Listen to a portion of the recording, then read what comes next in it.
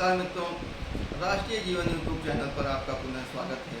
मित्रों, आज हम एंटीबायोटिक्स के बारे में बात करेंगे जो हमारे देश में बहुतायत से प्रयोग की जाती है।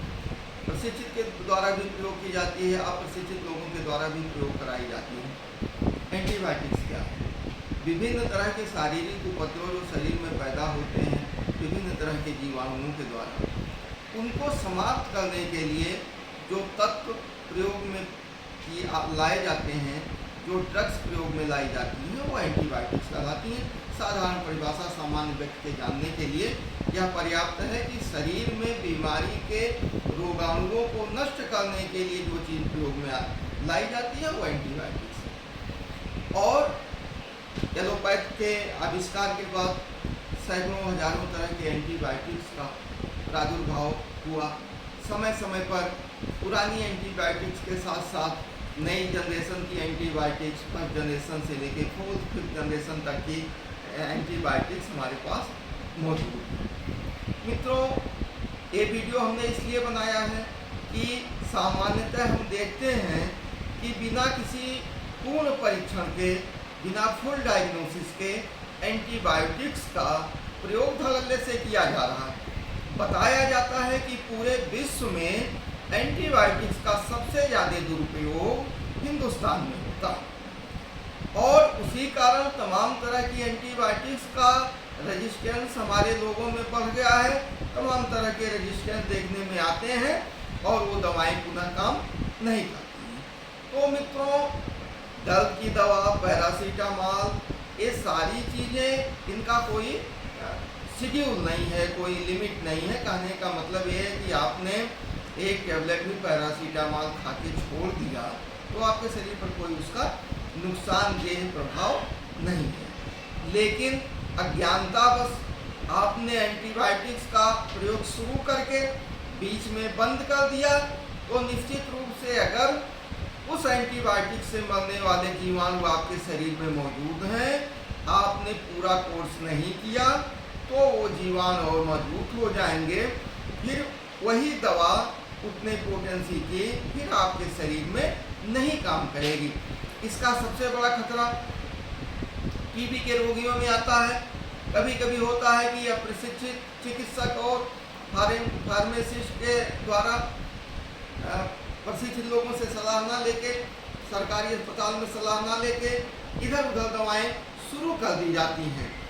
और दवाएं जब पूरी कोर्स में, जैसे टीबी का रोगी अगर डिटेक्ट हुआ है तो टीबी के रोगी को फुल कोर्स करना चाहिए। सबसे महत्वपूर्ण बात है कि एक भी डोज नागा नहीं होना चाहिए।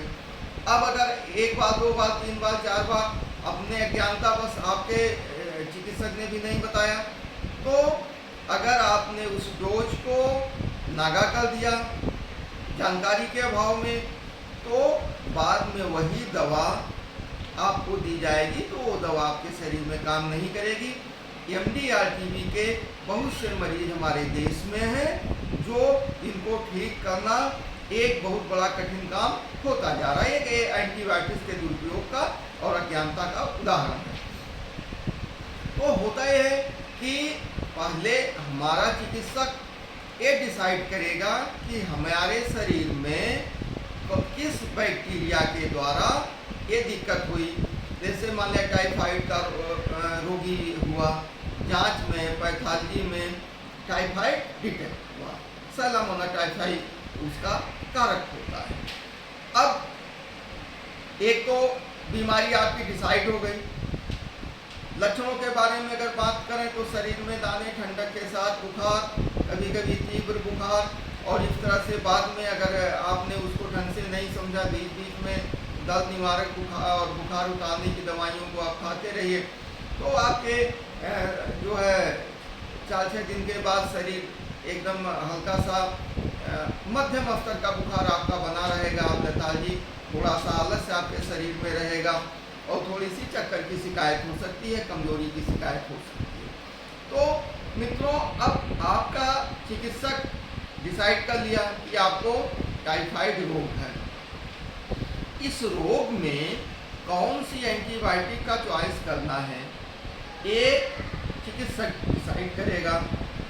एंटीबायोटिक को कितने दिन कितनी मात्रा में चलाना है, इसको आपका चिकित्सक फार्मासिस्ट मिलके डिसाइड करेंगे।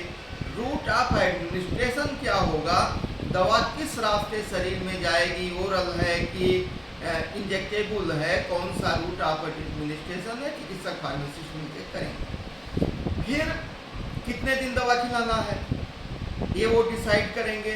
फिर दवा शुरू करके उस एंटीबायोटिक के उस टाइफाइड के जीवाणु के मरने में जितना समय लगना होगा वो चिकित्सक डिसाइड करेंगे, क्योंकि विभिन्न तरह की एंटीबायोटिक्स का शरीर पे रोल अलग अलग होता है, और कौन सी दवा 15 दिन चलनी है, कौन सी दवा 21 दिन चलनी है, कौन 10 दिन में काम करेगी, सबका अपना अपना शेड्यूल होता है, कौन सी दवा हमको 5 दिन चला के रोक देनी है।